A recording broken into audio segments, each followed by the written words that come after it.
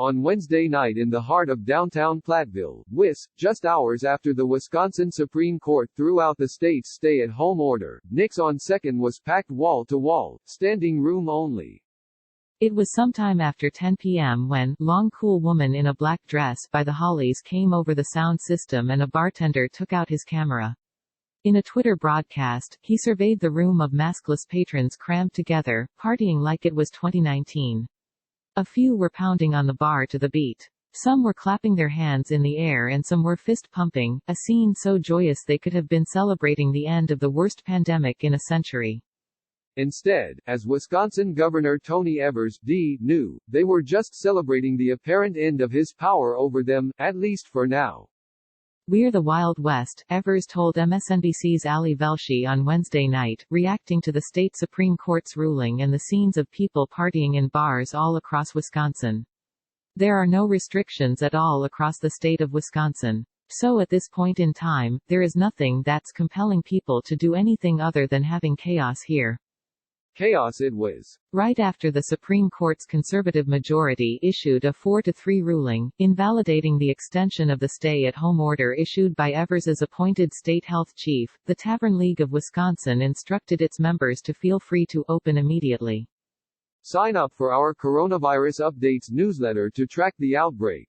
All stories linked in the newsletter are free to access. With Evers's statewide orders kaput, local health authorities scrambled to issue or extend citywide or countywide stay-at-home orders, creating a hodgepodge of rules and regulations all across the state that are bound to cause confusion, not to mention some traffic across county lines. It's a situation unlike any in the United States as the pandemic rages on. But most of all, Evers feared that the court's order would cause the one thing he was trying to prevent, more death. Wisconsin has seen more than 10,900 confirmed coronavirus cases and 421 deaths.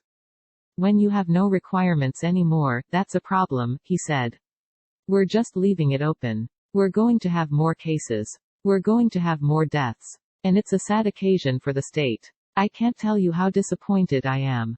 The state's high court sided Wednesday with Republican legislators who sued the Evers administration in April, finding that the Democratic governor cannot rely on emergency powers indefinitely, as the pandemic drags on for months. In a concurring opinion, Justice Rebecca Bradley cited Korematsu v. United States, in which the Supreme Court allowed the internment of Japanese Americans as a way to remind the state that urging courts to approve the exercise of extraordinary power during times of emergency may lead to extraordinary abuses of its citizens.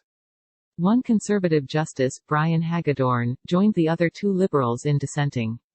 Justice Rebecca Dallet wrote in her dissent, "This decision will undoubtedly go down as one of the most blatant examples of judicial activism in this court's history. And it will be Wisconsinites who pay the price." Republican lawmakers wanted the state legislature to have a say in the drastic public health measures that Evers's administration, as in other states, has demanded that residents follow. The Supreme Court agreed, believing an unelected state health chief shouldn't have such sweeping power over millions of people. Wisconsin Supreme Court strikes down governor's extension of stay-at-home order. But in Wisconsin's hyperpartisan political environment, it's unclear how well the Democratic administration will work with the Republican-majority legislature to compromise on public health, a concern Evers shared on Wednesday night. He said as far as he could tell, the Republicans didn't have a plan, but would be speaking with them Thursday. "We have no authority right now," he said on MSNBC. "It's been taken away." In the hodgepodge of county and city orders, Racine and the state's largest city, Milwaukee, each issued or extended their own stay-at-home orders that still prohibit bars and restaurants from reopening, save for takeout. Dane County, where Madison is located, and Brown County, home to Green Bay and several meatpacking plants, also issued stay-at-home orders.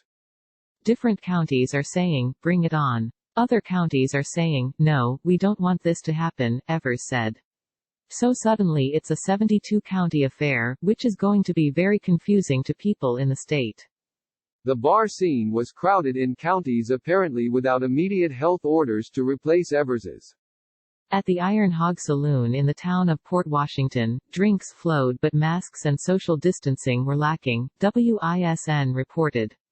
The owner, Chad Arndt, said that he had put more cleaning protocols in place and that if people felt uncomfortable, they didn't have to come and he would respect that.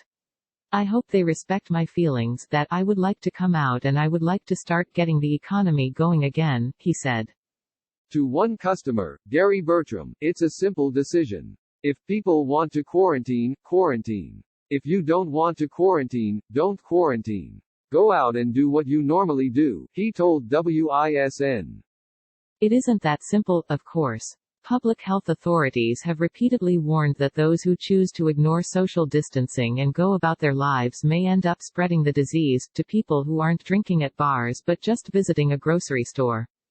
Other bars that reopened tried to take more precautions. At Jake's Supper Club in Menomonee, the high tables were spaced farther apart, staff was required to wear face masks, and hand sanitizer stations were set up, owner Peter Grutzmacher told WQOW.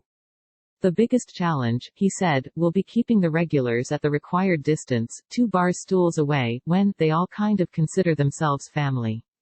The Tavern League of Wisconsin still encouraged bars to follow the Wisconsin Economic Development Corporation's reopening guidelines, which include making employees wear masks, strengthening sanitation policies and keeping groups of customers 6 feet away from each other.